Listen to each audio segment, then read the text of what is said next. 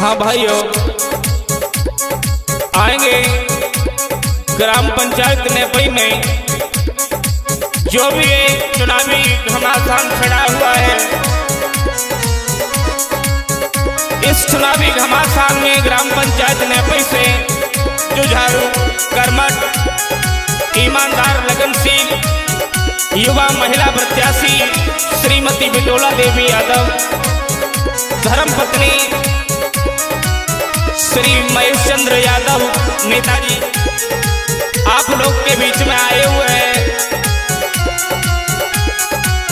ये ऐसे प्रत्याशी हैं जिन्होंने परस्वार्थ में दूसरों की सेवा में अपना सारा जीवन न्यौछावर कर दिया। सन 1982 से इन्होंने ये राजनीति में आना हुआ, तब से पता नहीं जाने कितने प्रधान बनवा दिए, जाने कितने प्रधानों के साथ में इनका सर्वोच्च बलिदान रहा, सर्वोच्च उपकार रहा। सन 1982 में श्री रामदास जी यादव नगला अमान वालों के साथ में रहे और उन्हें विजयी बनाया। इसके बाद में बाबा राम सेवक जी ग्राम नेपई के रहने वाले हैं, उनके साथ में रहे। उसके बाद में राजवीर सिंह यादव साइकिल वालों के साथ में रहे, उन्हें विजयी बनाया। उसके बाद में राम नरेश यादव भरतपुरा वालों के साथ में रहे, उन्हें विजयी बनाया। जिसके भी साथ में रहे, खुल करके रहे, स्वच्छ छवि वाले श्री महेश चंद्र नेताजी, पुत्र श्री अमर सिंह यादव जी जो चौक परिवार से है, उन्हीं के बारे में दो शब्द आप लोगों के बीच में। इनकी धर्मपत्नी श्रीमती बिटोला देवी जी ग्राम पंचायत नेपई में प्रधान पद की उम्मीदवार हैं, तो इनके बारे में आएंगे।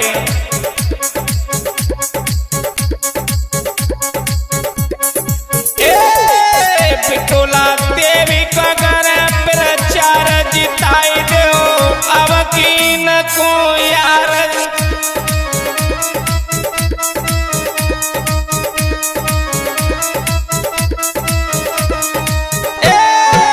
बिटोला देवी को कर प्रचार जिताई दो, इनको अब की पार। क्या बात है।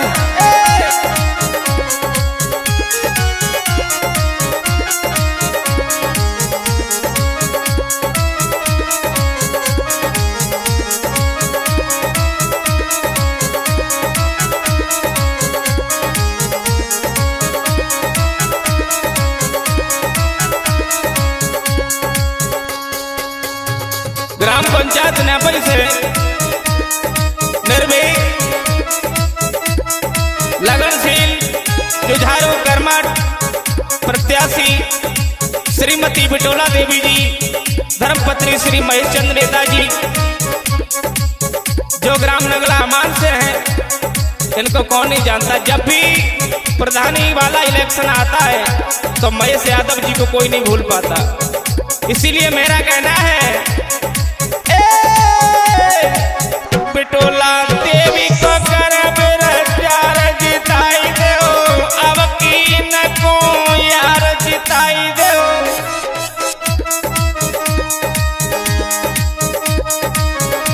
क्या बात है।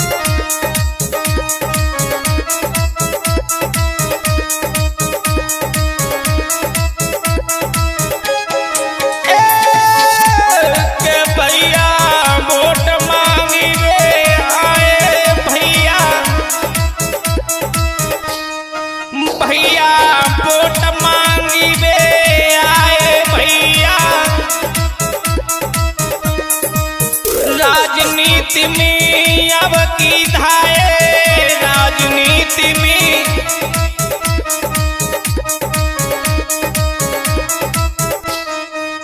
कर दो वोटन की फरमार जिताई दो इनको अब की बार जिताई दो। क्या बात है।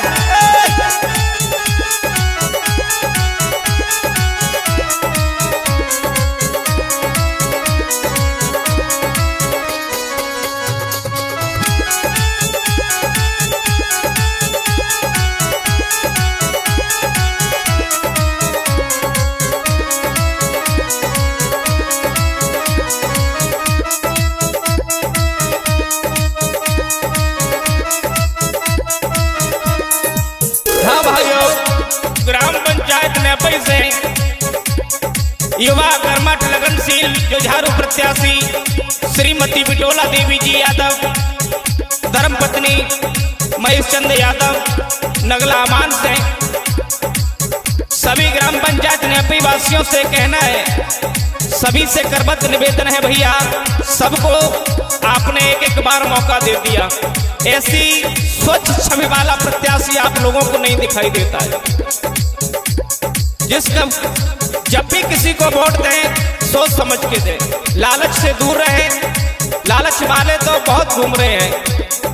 अगर आपने लालच में आकर के एक बार अपना वोट व्यर्थ कर दिया, बेकार कर दिया, तो भैया 5 साल तक पछताना पड़ेगा। इसीलिए आप लोगों के बीच में स्वच्छ छवि वाली महिला प्रत्याशी श्रीमती बिटोला यादव जी आई है, पत्नी महेश चंद यादव जी।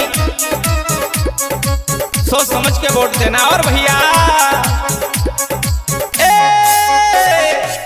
जे हैं अमर सिंह जी के बेटा, जे हैं अमर सिंह जी के बेटा, जे हैं प्रोधिन पहनाई जिले बेटा प्रोधिन।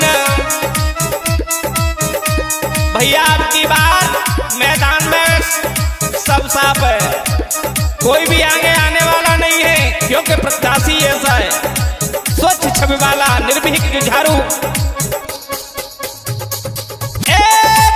जे हैं अमर सिंह जी के बेटा, जे हैं प्रोधिन पहनाई जिले बेटा प्रोधिन। भैया अब की बार वोट देना सोच समझ के देना। आप लोगों के बीच में स्वच्छ छवि वाली महिला उम्मीदवार श्रीमती बिटोला देवी जी यादव धर्मपत्नी महेश चंद यादव, एक बार अपना अमूल्य वोट दे करके इन्हें भी देखें। आपकी जीत, इनकी जीत आप सभी माता बहन भाई बंधुओं की जीत होगी। इसीलिए अब की मैदान में कोई नहीं है। कहते हैं अमर सिंह जी के बेटा, जे हैं प्रोधिन पहनाई जिले बेटा प्रोधिन। नगला अमान के उम्मीद पार जिताए दो अब ये कई बार।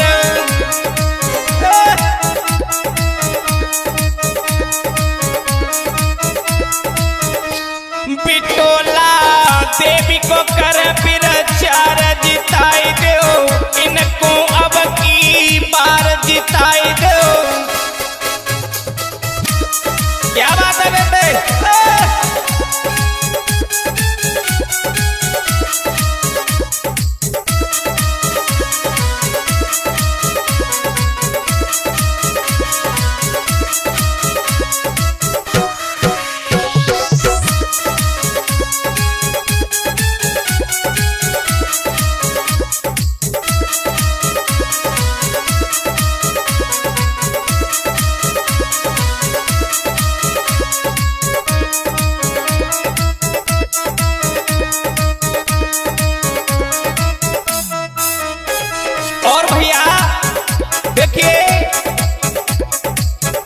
वोट देना सोच समझ के देना, किसी भी लालच में नहीं आ जाना।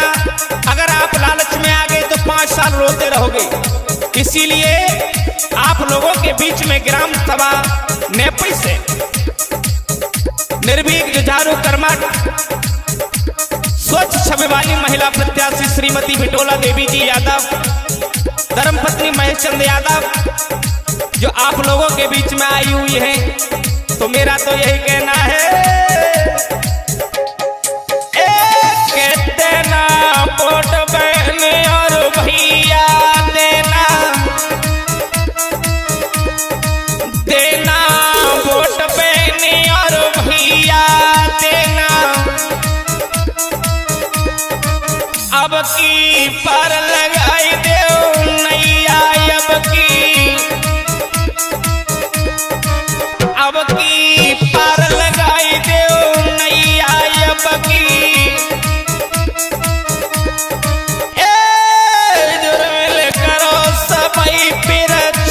जिताई दो इनको, अब की बार जिताई दो।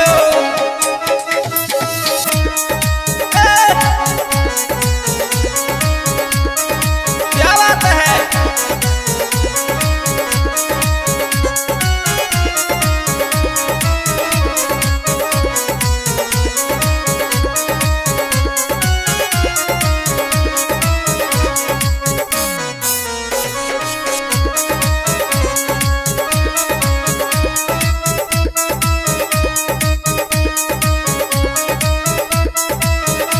और भैया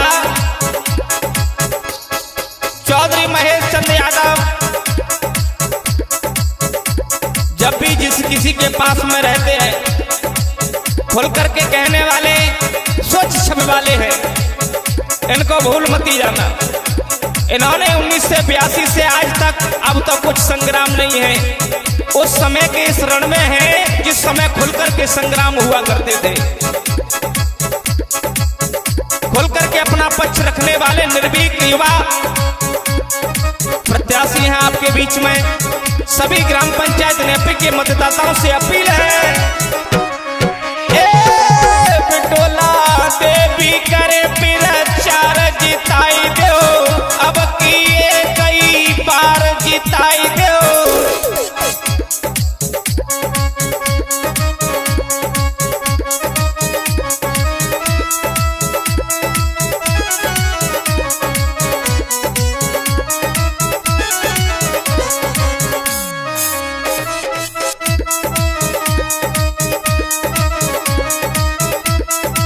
क्या बात है।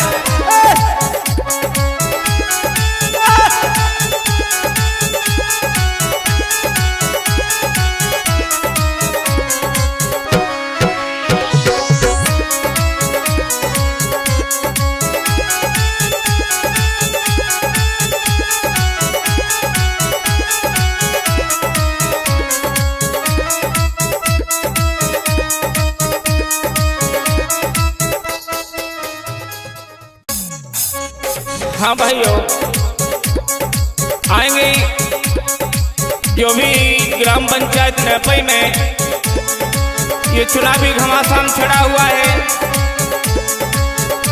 इस ग्राम पंचायत नेपी से जुझारू कर्मठ ईमानदार लगनशील प्रत्याशी श्रीमती बिटोला देवी जी यादव, धर्मपत्नी महेश चंद यादव, नगला मान से सभी माता बहन भाई बंधुओं से यही अपील है, यही निवेदन है, आप सभी वोट देना सोच समझ करके देना, किसी भी लालच में मत आना। एक बार लालच में आए गए तो भैया 5 साल तक रोना हो जाता है। स्वच्छ छवि वाले ईमानदार कर्मठ प्रत्याशी जो महेश चंद यादव जी हैं, जो नगला अमान से, इन्हें कोई नहीं भूल पाता। ये सन 1982 से राजनीति में सक्रिय हैं, खुल करके अपना पक्ष रखने वाले, गरीबों के मसीहा, गरीबों की आवाज को बुलंद करने वाले जो महेश चंद यादव जी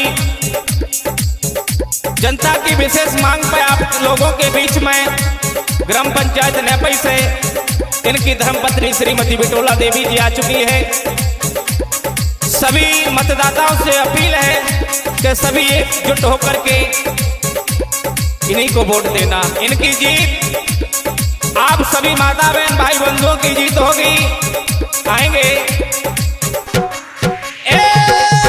बिटोला देवी की जीत करानी है, घस घस के मोहर लगानी।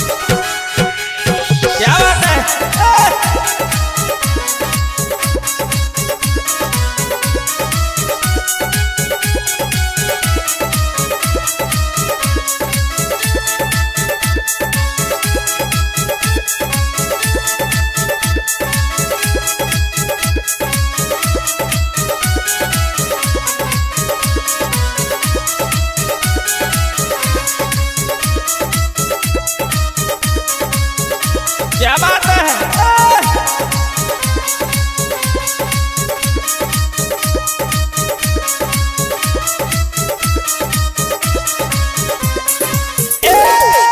बिटोला देवी की जीत करानी है, कसी कसी की मोहर लगानी।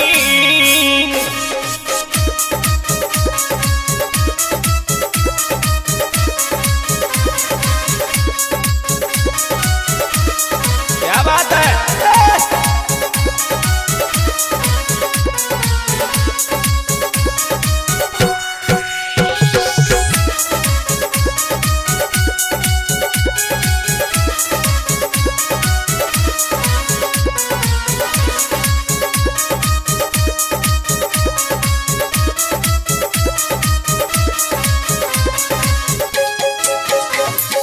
ग्राम पंचायत नेपई से युवा कर्मठ, लगनशील, ईमानदार, स्वच्छ छवि वाले जुझारू प्रत्याशी श्रीमती बिटोला देवी जी धर्मपत्नी महेश चंद यादव नगला अमान जनता की विशेष मांग पर और ये ग्राम पंचायत नेपई में इनकी धर्मपत्नी श्रीमती बिटोला देवी जी पधार चुकी हैं। मेरा सभी माता बहन भाई बंधुओं से अनुरोध है, सभी इन्हीं को वोट देना। देख लेना, स्वच्छ छवि वाला प्रत्याशी आपकी सेवा कर सकता है। जनता के मसीहा, दीन दुखियों की सेवा करने वाले महेश चंद यादव, जिन्होंने 1982 से जनता के बीच में जनता की सेवा की है। 1982 में श्री रामदास यादव जी के साथ में सेवा की। उसके बाद में बाबा राम सेवक जी नेपी वालों के साथ में सेवा की, सभी जानते हैं, पूरी ग्राम पंचायत नेपी जानती है। उसके बाद में राजवीर सिंह यादव साइकिल वालों के साथ में सेवा की। उसके बाद में राम नरेश यादव भरतपुरा वालों के साथ में सेवा की। अब जनता की विशेष मांग पर आप लोगों के बीच में इनकी धर्मपत्नी श्रीमती बिटोला देवी जी यादव पधार चुकी हैं। तो मेरा तो सभी से यही कहना है, ए मम्मी कह दीजिए पापा से,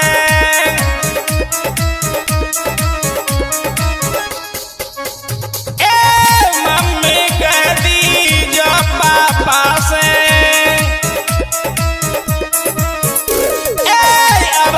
वोट पड़ेगो छापा से,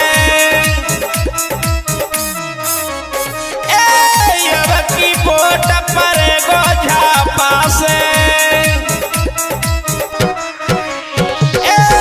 सब मिट जाई है रानी, कस कस के मोहर लगानी।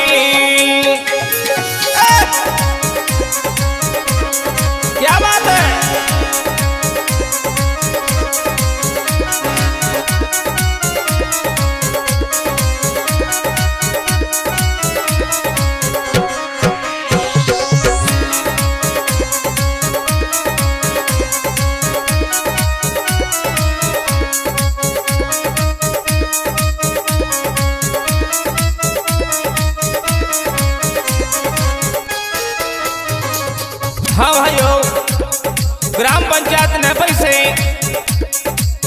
जुझारू कर्मठ लगनशील स्वच्छ छवि वाली महिला प्रत्याशी श्रीमती बिटोला देवी जी यादव, धर्मपत्नी महेश चंद यादव, निवासी नगला अमान से सभी ग्राम पंचायत नेपई के सभी मतदाताओं को हाथ जोड़कर के प्रणाम करती हैं और एक ही कहना है, जिस किसी उम्मीदवार को वोट दे सोच समझ के दे, किसी भी लालच में नहीं आए, स्वच्छ छवि वाला ईमानदार प्रत्याशी चुने। और महेश यादव जी को तो कौन नहीं जानता, चारों तरफ हल्ला है पहले से ही, गांव गांव गली गली में हल्ला है, बच्चों बच्चों में हल्ला है। इसीलिए मम्मी कहती जो पापा से अब की वोट पर गो झापा से, अब की वोट पर गो झापा से, फिर मिट जाए सब है रानी कसी कसी के मोहर लगानी। क्या बात है अंदर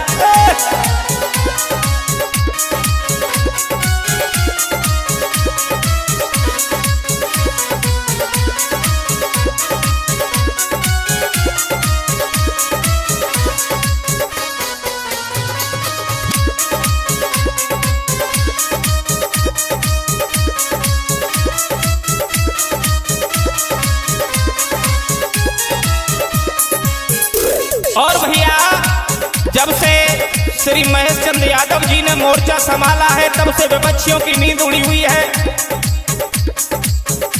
अब तो किधर भी सहारा नहीं दिखता है, क्योंकि नाम ही काफी है। जनता में पहले से ही सेवा दे चुके हैं, दीन दुखियों के मसीहा, दीनों की सेवा करने वाले, गरीबों को गले लगाने वाले श्री महेश चंद यादव, इनकी धर्मपत्नी श्रीमती बिटोला देवी जी यादव जो ग्राम पंचायत नेपई से प्रत्याशी हैं, सभी ध्यान दें, वोट देना सोच समझ के देना। और यदि आपने एक बार इन्हें प्रधान बना दिया तो मैं सत्य बताता हूं, आप लोगों के बीच में हर समय हाजिर रहेंगे, आप लोगों की हर समय सेवा करने के लिए तैयार रहेंगे। इसीलिए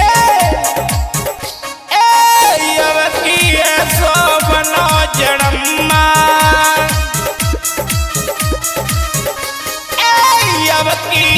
सोवनो जड़म्मा गाड़ो महेश यादव खम्मा, गाड़ो महेश यादव खम्मा,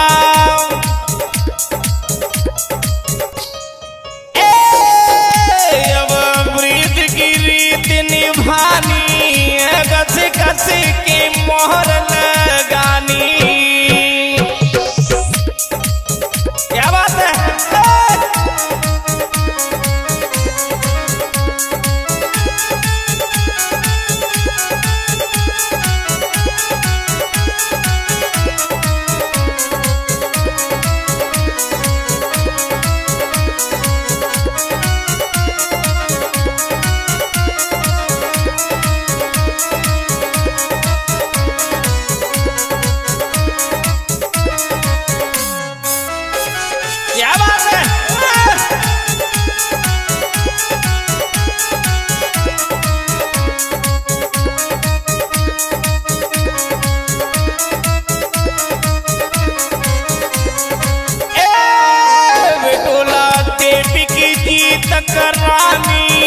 कसी कसी की मोहर लगानी।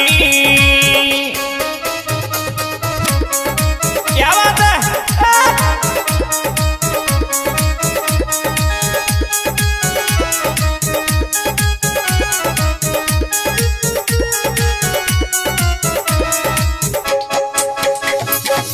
क्या बात है,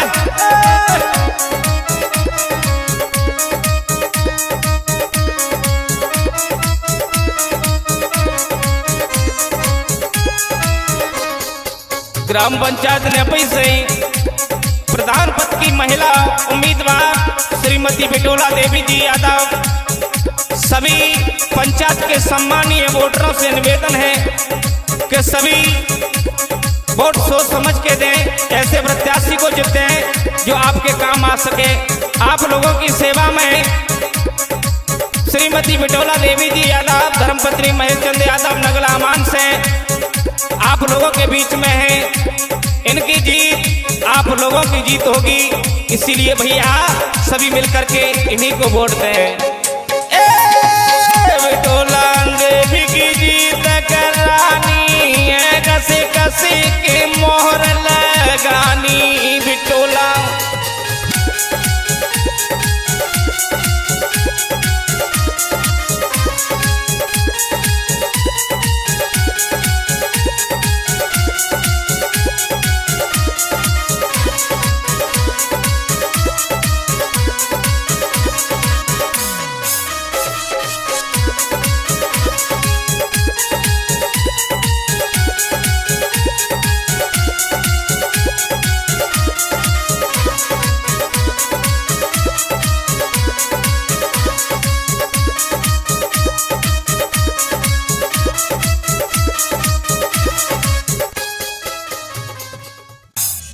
हाँ भाइयों, आएंगे जो भी ग्राम पंचायत नेपई में चुनावी घमासान चल रहा है, जिसके तहत आप लोगों के बीच में जुझारू, कर्मठ, लगनशील, ईमानदार महिला प्रत्याशी श्रीमती बिटोला देवी जी यादव, धर्मपत्नी महेश चंद यादव, पुत्र श्री अमर सिंह यादव निवासी नगला अमान के जो रहने वाले हैं, जो आप लोगों के बीच में पधार चुके हैं। सभी ग्राम पंचायत नेपई की सम्मानित जनता से निवेदन है कि भैया प्रत्याशी चुनना सोच समझ के चुनना, स्वच्छ छवि वाले आप लोगों के बीच में श्री महेश चंद यादव, इन्हें कौन नहीं जानता, सारी पंचायत में पहले से ही हल्ला है, सारी पंचायत में बच्चा बच्चा जानता है महेश चंद यादव नगला अमान वालों को। तो भैया वोट देना सोच समझ के देना, ईमानदार, निष्पक्ष, बात कहने वाले, दीन दुखियों की सहायता करने वाले श्री महेश चंद यादव, जो अभी से नहीं 1982 से इस ग्राम पंचायत नेपई में सक्रिय हैं, सभी जानते हैं। 1982 में श्री रामदास यादव जी के साथ में यही रहे। इसके बाद में बाबा राम सेवक जी नेपई वालों के साथ में यही रहे। उसके बाद में श्री राजवीर सिंह यादव साइकिल वालों के साथ में श्री महेश यादव रहे। उसके बाद में अभी कुछ दिन पहले श्री राम नरेश यादव जी के साथ में इन्होंने पूरा मोर्चा संभाला। अब खुद की बारी है, जनता की विशेष मांग पर सारा जीवन दीन दुखियों की, जनता की सेवा में समर्पित करने वाले श्री महेश चंद यादव, इनकी धर्मपत्नी श्रीमती बिटोला देवी जी और ग्राम पंचायत नेपई में प्रत्याशी के रूप में आ चुकी हैं। जैसे विरोधियों ने इनका नाम सुना, रातों की नींद उड़ चुकी है। विरोधियों में खलबली मच गई महेश यादव को सुनते ही। तो मेरा जनता से यही कहना है कि आएगो शेर सभा में ठाड़ो, आएगो शेर सभा में ठाड़ो।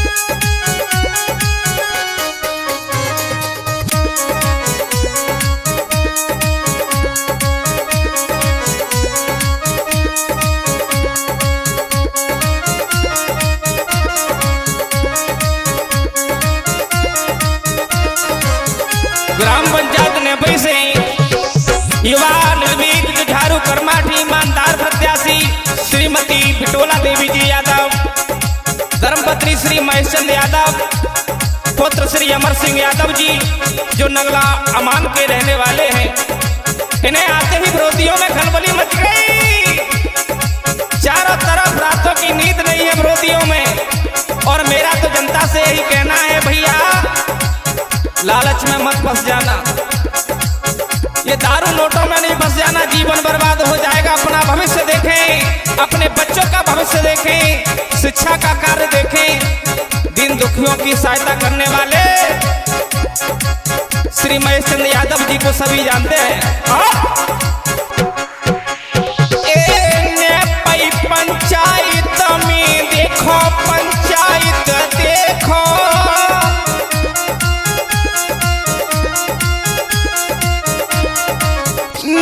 पंचायत में देखो, पंचायत देखो, सब मच गो है सुकारो, आई गो शेर सभा में ठारो।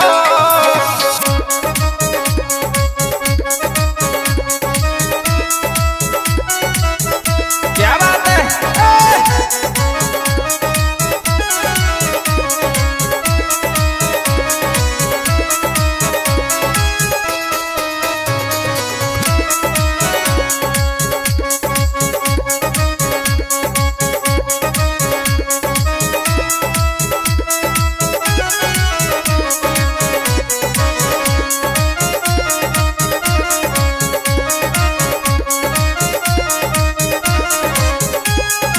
और भैया ग्राम पंचायत नेपई से महिला प्रत्याशी श्रीमती बिटोला देवी जी, धर्मपत्नी महेशचंद यादव, इनकी जीत आप सभी माता बहन भाई बंधुओं की जीत होगी। एक बार इन्हें सेवा का मौका दें।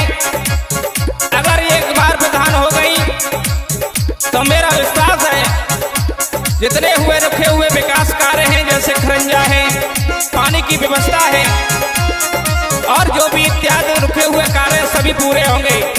और भैया राशन पेंशन को बटवा में यदि एक बार हो गए,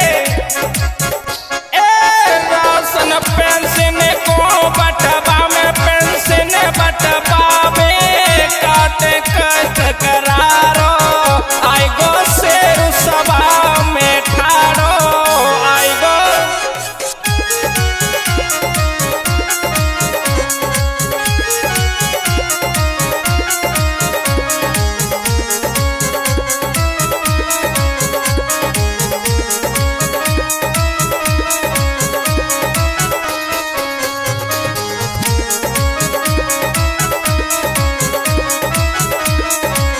क्या बात है विजेंद्र?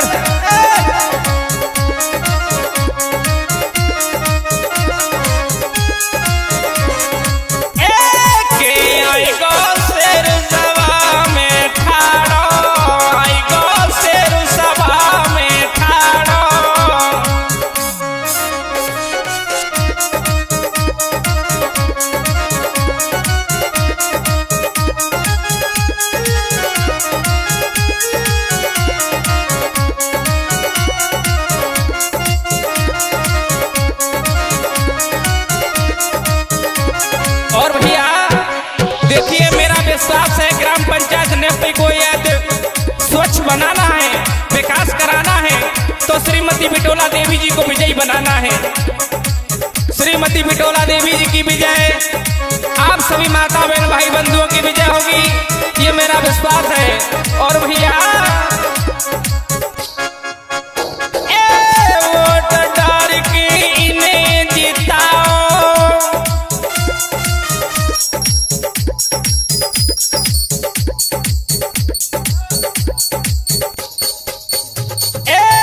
वोट डाल के इन्हें जिताओ, इन्हें जिताओ, मिल जाए सेज सहारो, आई गो शेर सभा में तारो।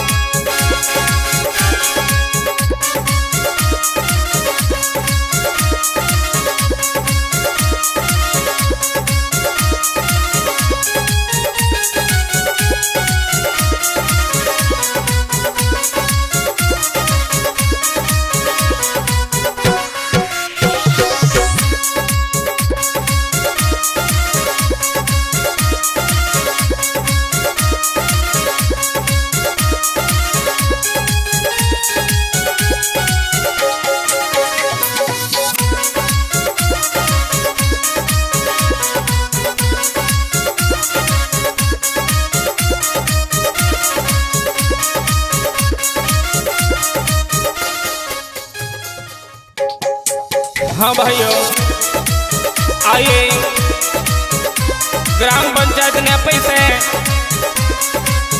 युवा कर्मठ जुझारू लगनशील ईमानदार प्रत्याशी श्रीमती बिटोला देवी जी, धर्मपत्नी श्री महेश चंद्र यादव नेताजी, पुत्र श्री अमर सिंह यादव निवासी नगला अमान से मैं विनोद आएंगे। जो भी ग्राम पंचायत में चुनावी घमासान चल रहा है, इसके तहत आपके बीच में श्री महेश चंद्र यादव जी आ चुके हैं।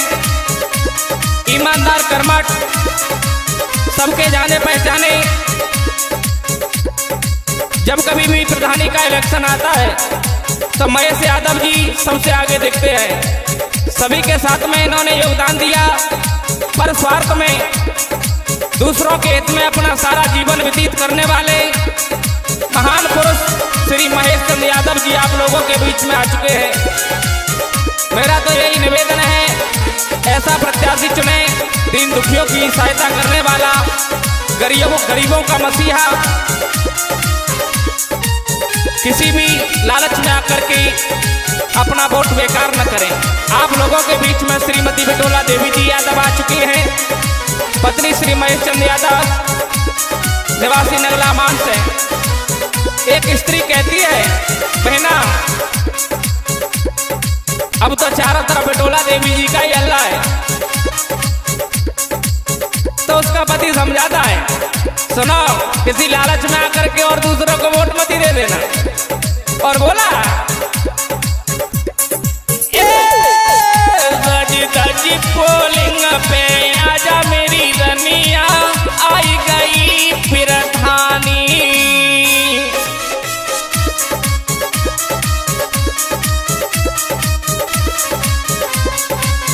सजी धजी पोलिंग पे आजा मेरी रनिया, आई गई प्रधानी।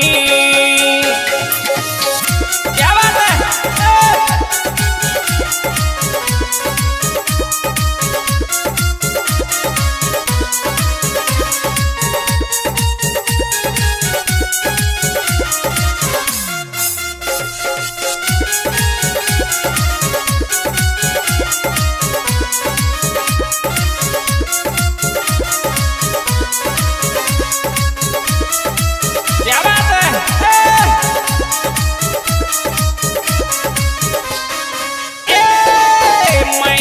यादव की जीत करा मेरी रनिया, इनकी जीत करानी।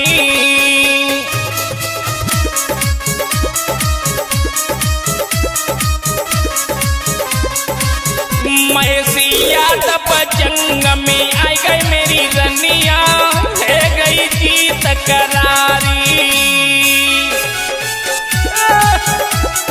क्या बात है?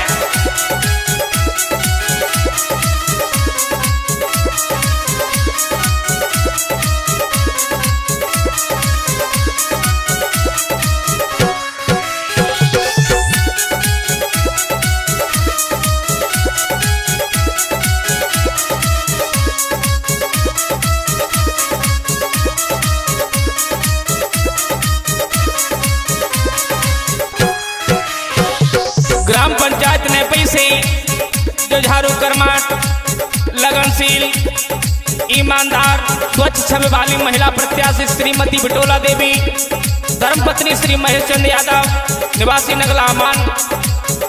सभी मतदाताओं से अपील है, निवेदन है कि सभी भैया सोच समझ के वोट देना। आप लोगों के बीच में एक ऐसा ईमानदार प्रत्याशी है जिसे आप लोग सभी जानते हैं, वो है बिटोला देवी को भारी हल्ला। बिटोला देवी को भारी हल्ला, गांव गांव हर गली मोहल्ला। बिटोला देवी को भारी हल्ला, गांव गांव हर गली मोहल्ला।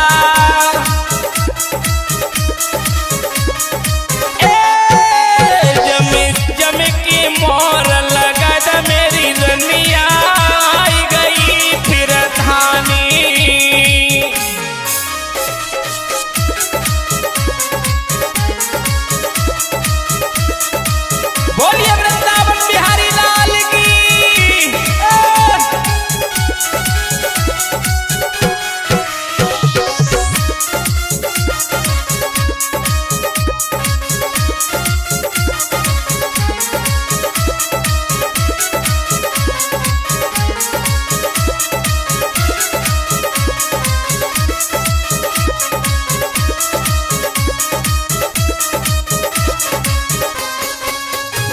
सजी धजी पोलिंग पे आजा मेरी रनिया, आई गई प्रधानी।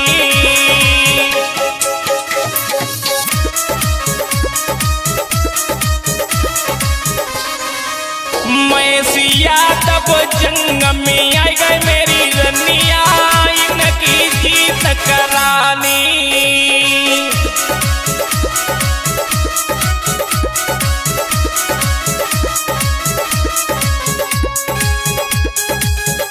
क्या बात है।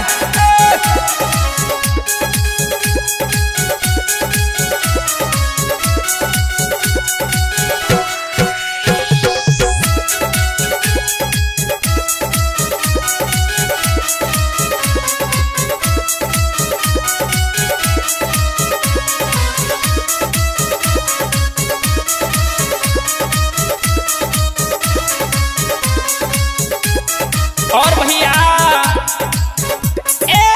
महेश यादव के ठाट निराले, महेश यादव के ठाट निराले, सब जनता के प्राण प्यारे।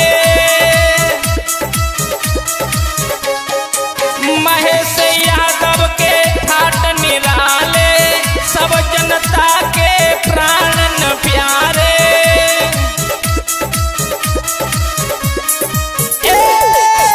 सब सगियन संगली बाला मेरी रनिया, उनकी जीत करानी।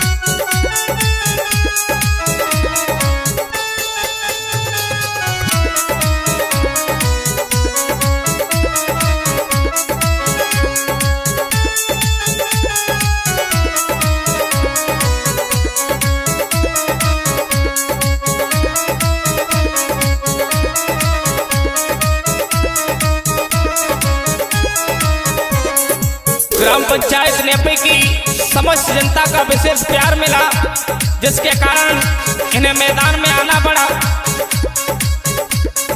सभी माता बहन भाई बंधुओं के हाथ में इनकी लाज है। सभी माता बहन भाई बंधु एकजुट होकर के श्रीमती बिटोला देवी जी को आशीर्वाद प्रदान करें। इनके अटल इरादे हैं, जो भी रुका हुआ विकास कार्य है वो सभी पूरा होगा, और कभी भी ये दबाव में काम नहीं करेंगे, ये वादा है। इसीलिए विनोद माधव गाय सुनावे, विनोद माधव गाय सुनावे,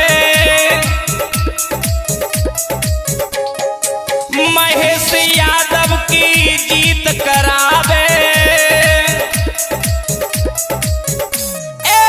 विनोद माधव गाय सुनावे, महेश यादव की जीत करावे।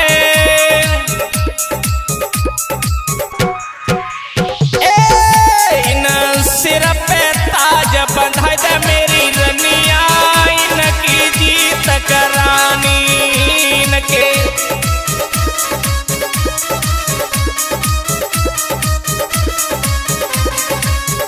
इनके सर पे ताज बंधाई द मेरी रनिया, इनकी जीत करानी।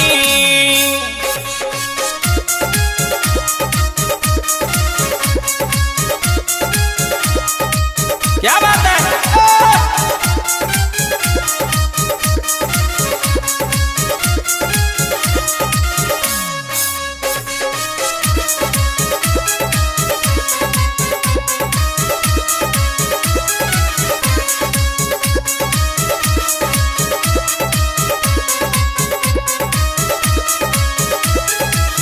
सजी धजी पोलिंग पे आजा मेरी रनिया, आई गई प्रधानी सजी।